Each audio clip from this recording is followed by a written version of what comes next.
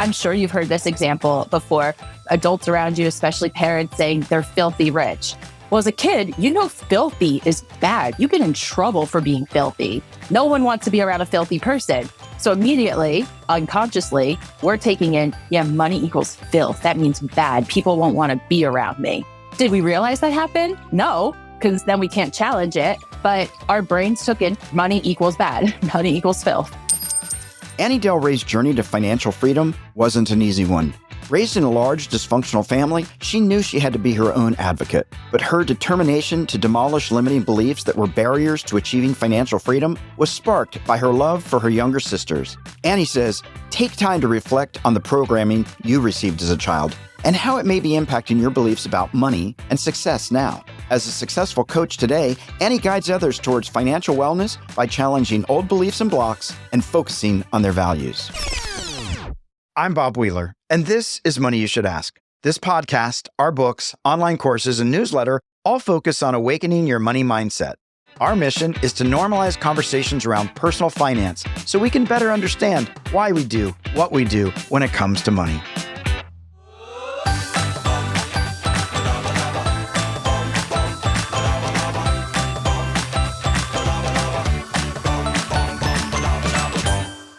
Ensure you never miss an episode. Click that follow button on your favorite podcast platform. So how did Annie Delre ultimately overcome her limiting beliefs to achieve the success she has today? Let's dive in and find out. Annie, thanks so much for being on the show. I'm so looking forward to this conversation. I know we've got a lot to talk about. I'm so excited. Thank you for this opportunity. Yeah, absolutely. So let's just jump in. You're a health and wellness coach. Now, I don't know if that comes with a whistle, but talk to us about what you do and what inspired you to get involved in coaching. Sure. I learned about coaching while earning my bachelor's in psychology. So I'm studying the human mind. And then I learned that there was a difference between therapy and coaching. And I was like, holy crap, I didn't realize that there, and I could share the differences because I feel like that really helps people, but yeah, I fell in love. So therapy is the present. You're coping in the present. You're spending a lot of time in the past. You're unpacking, you're healing, you are processing. In coaching, we are talking about the present and all we care about is the future. That is all. So for example, if my clients go into, let's say, a 2-minute story about the past, I'll gently stop them, say, thank you for the background. What did you learn from this? Because we don't have a time machine. I don't put it in the time machine part, but the idea of we're not going in the past. Yeah. You know that they're bringing their baggage, but we're not going to unpack the baggage. Nope. And if you still need that in your life, let's talk about finding you a therapist because it is important to unpack the past. It is important to heal before this forward movement, or at least like optimal forward movement. Mm-hmm.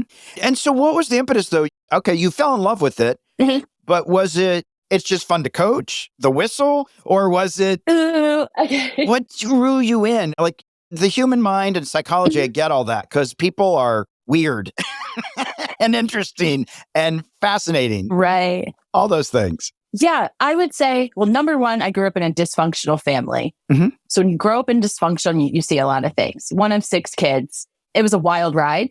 I wouldn't change anything. But my sisters were born 12 years after me. They're twins. Wow.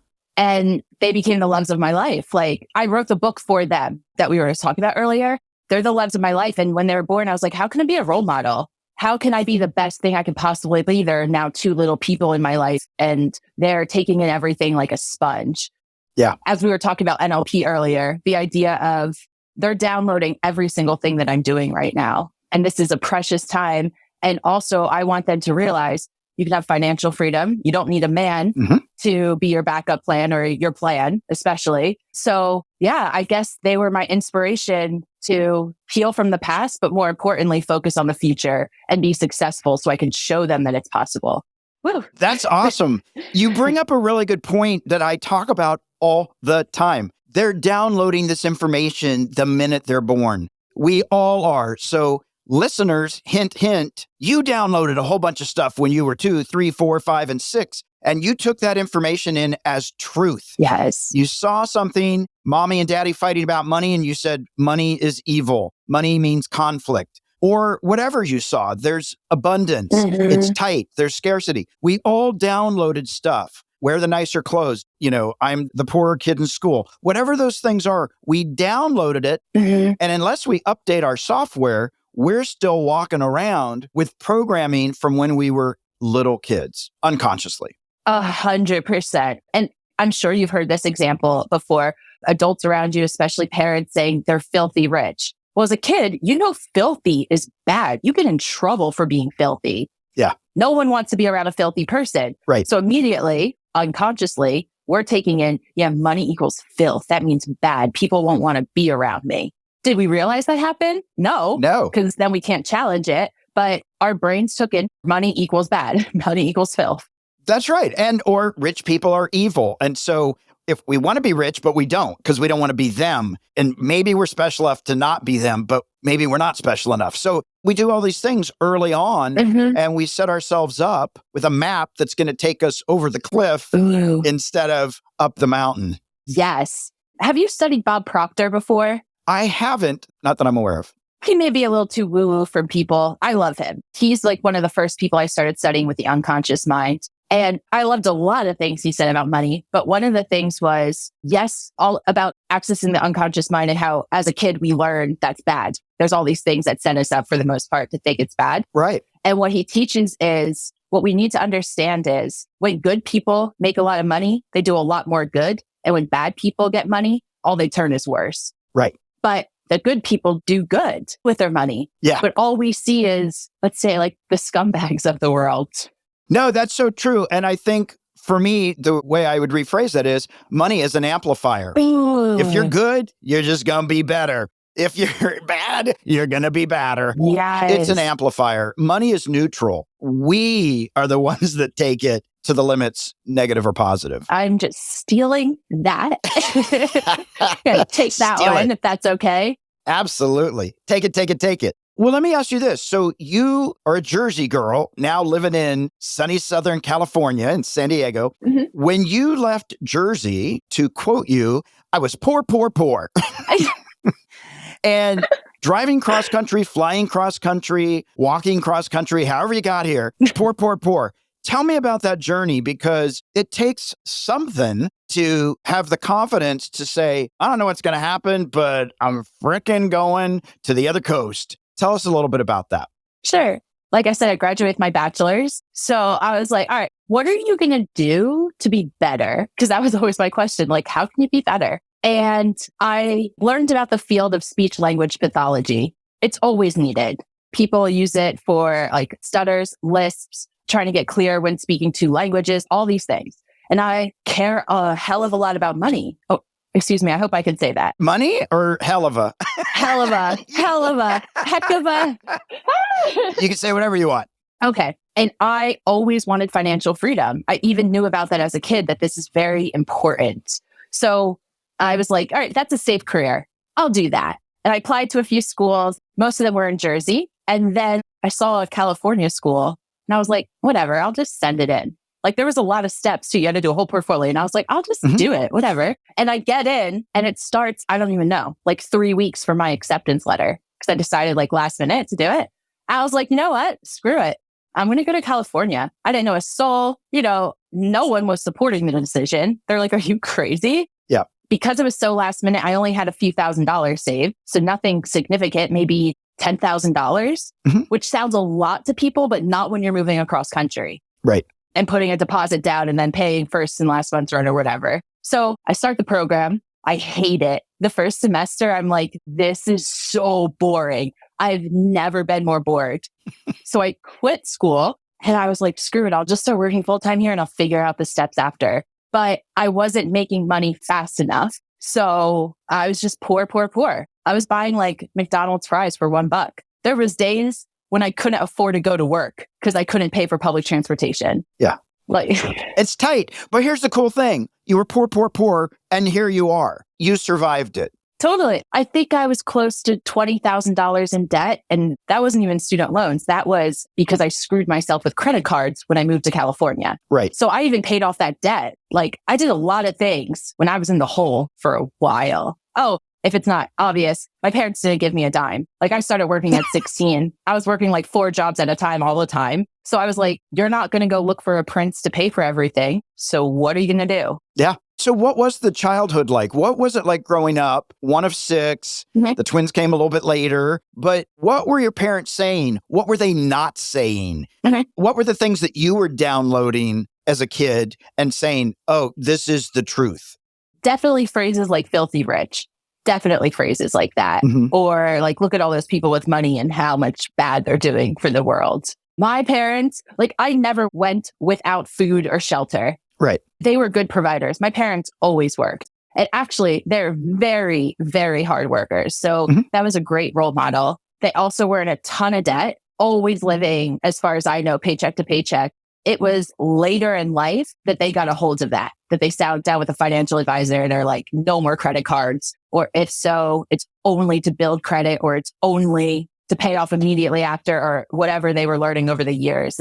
They discovered Dave Ramsey. They did his program, but that was later in life. Right. After I'd already had all these years of programming and they wouldn't pay for college. So I was like, all right, you got to figure it out. You want to go to college. Yeah. I mean, that's the way it is. Yeah. Like when you left to California and everybody was against it. So for a lot of people, we think we have to bring everybody with us, right? Everybody has to come along. And that's not true. We have to leave a lot of people behind because everybody's journey is their journey. How was it for you? Everybody's sitting there going, well, freaking crazy. We're not going to help you financially either way, but this is a really bad idea. You're abandoning the twins, right? Yeah. And yet, what was it inside of you that said, I got to do this for me? I believed in myself. I thought I was worth the investment. I wanted it more than I wanted to be comfortable.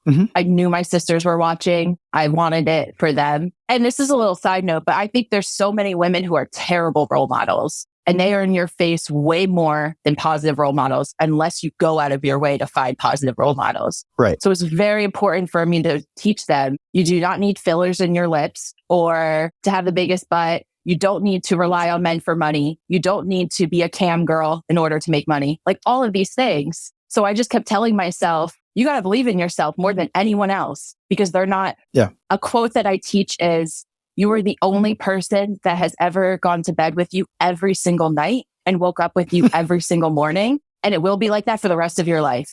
Yeah. So you have partners, you have parents, you have siblings in your room, whatever. It's not forever. That's right. At the end of the day, it's just us. So you might as well learn to get along. And that's what happens when 8 people live in a house. That's crazy. So you came to San Diego, poor. You had debt and all that stuff. I just like poor. It just sounds fun. It is. It's dramatic. And it probably didn't happen overnight. It probably happened in increments. But how did you pivot from poor? Did you just say, I'm just going to focus. I'm going to work these 4 jobs. Like, no, I've got blinders on. What was it that helped you to pivot to say, okay, let's get rid of the poor and get to lots? Right. First, I had to make myself super uncomfortable. I had to call all my creditors. I wish I had my binder right here. I put out all of my debt, every single statement, all of my late statements. The original were taking you to collection statements. Right. And I called every single one of them and addressed it head on. That was so hard for me because number one, I had to take responsibility. And number one, I had to hit reality. Right. And again, I know I keep bringing back to this, but I never expected to rely on a man. So I knew my credit score was important. Yeah. That was another thing I was always looking at was my credit score that was plummeting. Right. I didn't understand 22% interest. Yeah. What's that? It's just a number. I don't know. And especially when you turn 18 or around then, all these people are allowing you to get credit cards. Yeah. You can get a Victoria's Secret credit card. You can get a Walmart credit card. So it was addressing it head on, which was super scary. It was accepting the fact that it's okay to not have luxuries and it's okay to give up luxuries for a short amount of time because you believe in yourself that you will have all these luxuries later on. Right. And I guess living below my means, like I'd live in a house with 4 other people. I'd sacrifice a lot of things to do that. I went to school, integrative wellness coaching. I got into more debt, making myself better. Right. Because again, I was investing in my future. It happens. You know, the piece you mentioned about not having a lot of money, I don't want to say poor, but thank you. Right. When you know there's no safety net, at least for me, I knew I had no safety net. My parents, I was not getting a silver spoon. I didn't even get a spoon, but I knew that I didn't have a safety net. And so I better create my own safety net. because nobody else was going to build it. Yeah. And I think that's a big motivator for folks that are aware. People that have a safety net don't necessarily know they have a safety net. They're just like, woo! Those of us that don't have a safety net, Totally. we're super clear. There's no safety net. The troops aren't coming.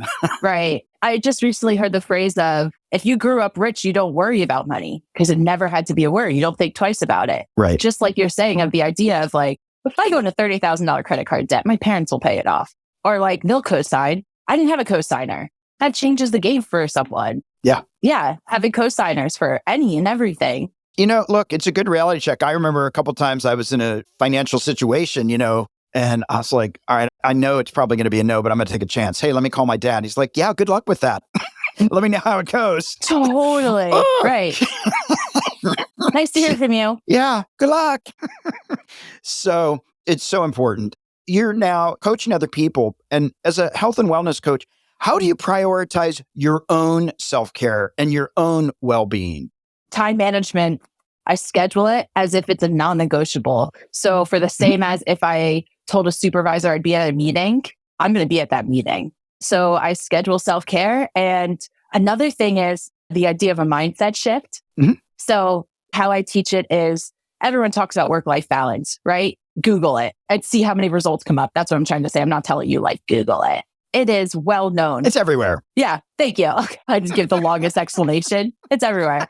But there's a problem with that. So now we are forever trying to reach 50-50. But ask anyone in another way of, do you want to spend 50% of your life working? They look at you like you're crazy. So why are we looking for balance? What we should be looking for is harmony. How can you make your work and life harmonious? And by allowing yourself that question, it takes a lot of pressure off because you're not searching for this balance that essentially doesn't exist. Yeah. I've worked with maybe 500 clients, maybe plus. And if we're working on careers and I ask them that question, I could think of one or two clients that said they would like things 50-50, if not working more. Everyone else said they don't want a 50-50. So what is the goal for most people besides harmony? That's great. Mm-hmm. Is it lots more money? Is it living below my means? Is it, and I know it's different for everybody, but we're all here on a journey. Totally. Going somewhere, even if we don't know where we're going. Mm-hmm. But at least when you've got people coming into you, they have some idea that they want to go somewhere other than where they are right now. Yes. And what I would say is, my answer to your question is, the first step we do is building mindfulness.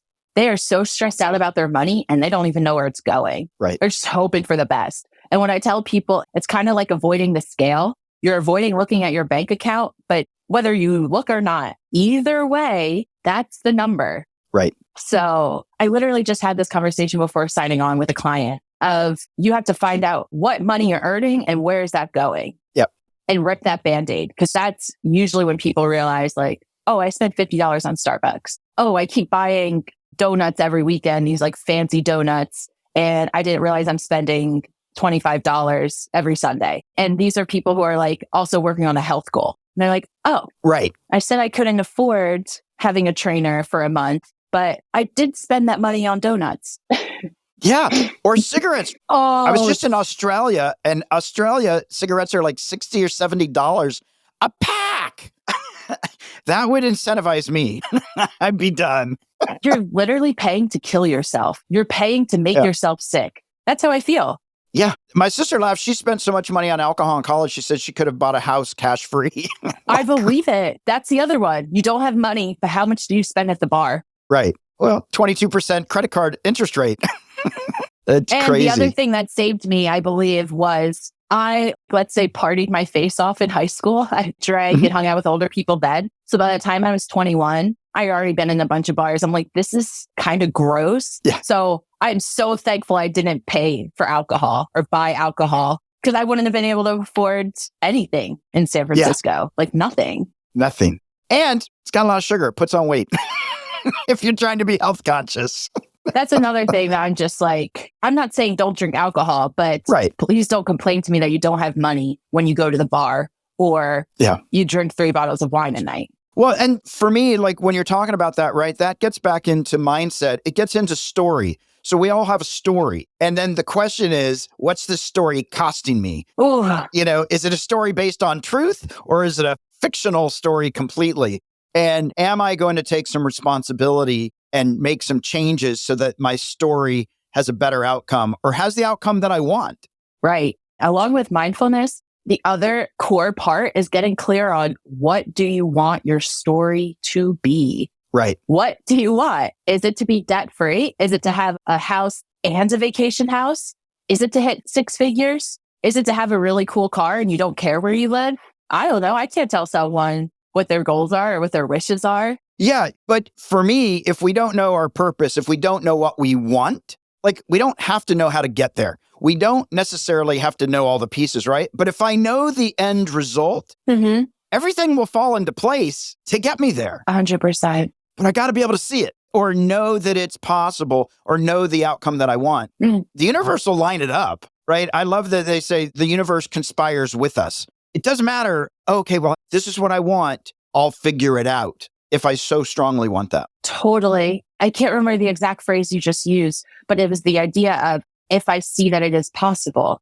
You see people around you making 6 figures. Are they your best friends? Maybe not, but it's possible. People make 6 figures with their cleaning business. That's right. Don't tell me it's not possible. Yeah. I'm just doing a random example. I think cleaning businesses make a ton of money, which is cool. Or laundromats, another one that I'm like, they know what they're doing. There are all ways. If you're not boxed in with it must look like this, I think one has to be open to, I didn't realize I could have it this way. Yeah, I'm still achieving my goal, but I thought it had to be blue, but it turns out it could be green. Yeah. Right? It doesn't have to be exactly. Sometimes we're surprised with the way it actually unveils itself. Well, let me ask you this. So talking about mindset and all these different things and the people you work with, how do you address common challenges that people face when trying to, be healthier, but they're lacking motivation or willpower? What are some of the things that you do to help people move past, move on, change mindset? I would say the first thing I do is have them identify their values, because a lot of time why things aren't working out for us is we're not living our values. Right. And the problem is we're not clear on our values. Some people aren't even clear. Right. So most people with families value their family. But if you're not spending time with them and you're not planning free activities, let alone paid ones, then of course you're not feeling the best or living your purpose because you are actively doing something that's not adding to your values. Yep. Another example I give is loyalty. A lot of people value loyalty, stay with partners who cheat on them, and work for bosses who take credit for them. These are just examples. But of course, you're not going to be happy. Every day you're unhappy because you're actively going against your values, ethics, morals, whatever word, because sometimes they're interchangeable.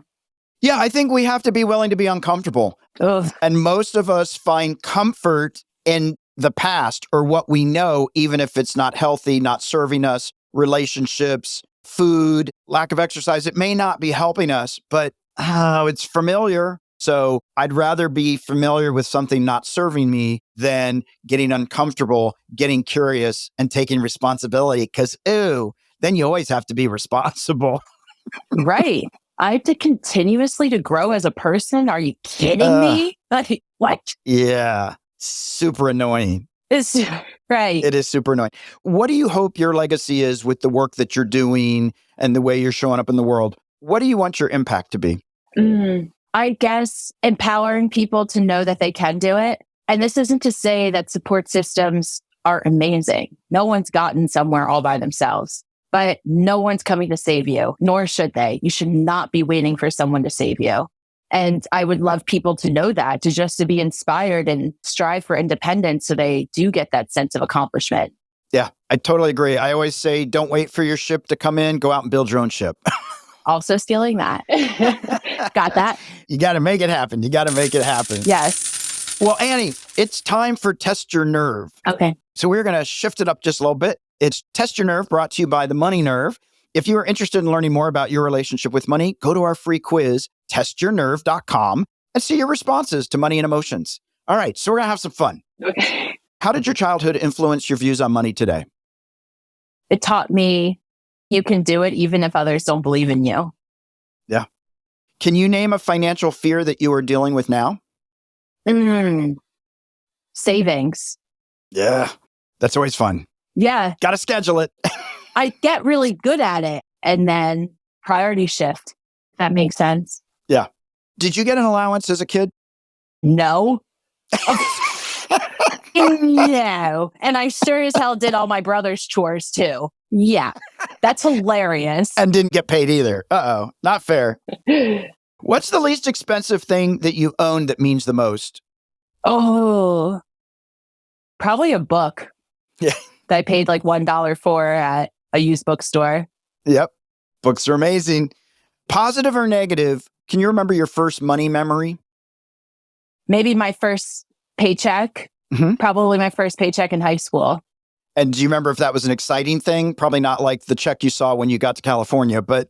Oh, nothing. I was so excited. I probably made $100 and I was like, you are amazing. It's a... Yeah, I think minimum wage at one time was like $3. It was probably less than that at one point. It's crazy. Mine was $7.25 and my sisters now I think are $15 an hour. Yeah, exactly. Do you remember what you did with that $100? Oh, probably used gas. Probably gas money. Gas money. Maybe even alcohol, if I'm being honest. I don't know. Yeah. So it wasn't a Roth IRA or a U.S. savings bond. Maybe candy. Maybe candy. Maybe ice cream. Like clothes. It probably was clothes, actually, now that I'm thinking about it. And you probably still have them. You've saved them. Probably. No, truly. Yeah. Like if they still fit, probably. Probably. I love it. Well, so we are now at the M&M moment, our sweet spot, money and motivation. We just have all these different spots, so we just jump around. Can you share a practical financial tip or a piece of wealth wisdom, something that's personally worked for you that you could share with our listeners?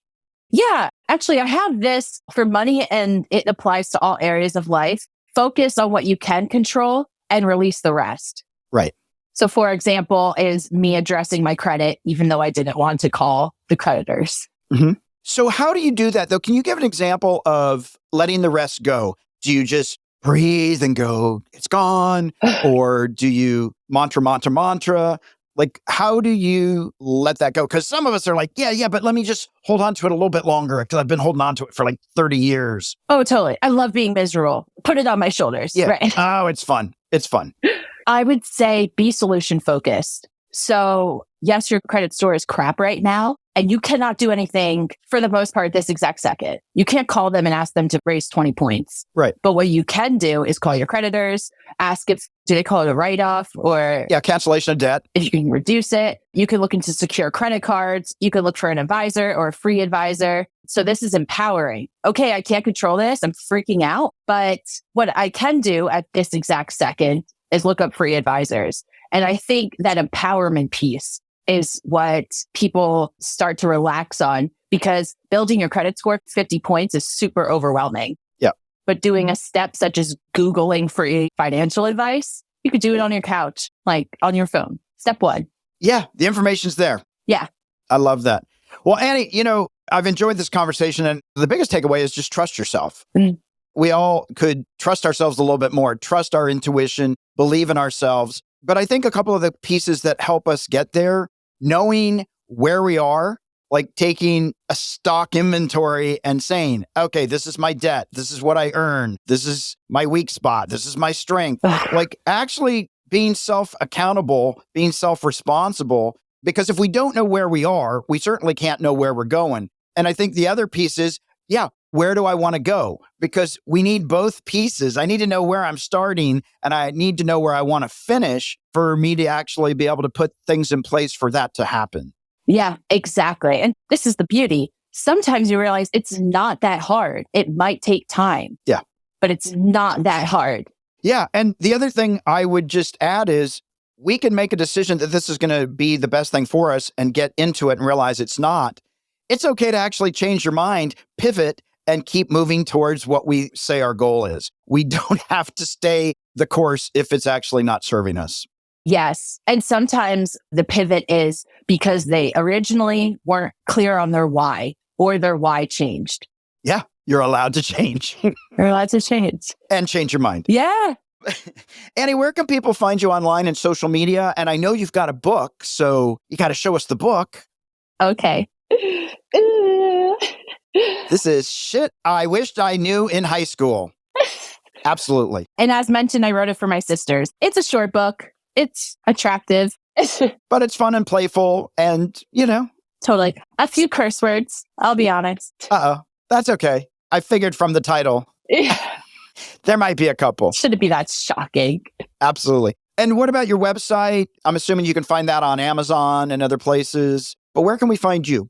So my website is my name, but also I have it linked as coach-annie.com because it's so much easier. So coach-annie.com. Perfect. I have a LinkedIn and I have a Facebook, but I believe going right to my website because there's a lot of free resources and then reaching out there. Awesome. Well, we will put all that in the show notes. Annie, it's been such a pleasure talking today. I so appreciate you taking the time and sharing a little bit of your wealth wisdom with us today. Thanks for having me. This has been so fun. Thank you. Hey there, Money Master. I hope you enjoyed this episode. Did you learn some valuable insights around your relationship with money? Our guests shared some of their financial epiphanies. You might have experienced one too. Don't just sit there with that aha moment. Share it with us and the world by leaving a review on Apple Podcasts or your favorite podcast platform. Or leave a comment on one of our socials at Money You Should Ask. Let's spread the word and help others explore their financial health too. But that's not all. Do you want to live in abundance and build wealth that can sustain you and your family for generations to come? It only takes one thing: the willingness to change the way you think about your money. It's time to test your money nerve and discover what's been holding you back from financial freedom. Take the free quiz now at themoneynerve.com and begin your journey towards a prosperous future.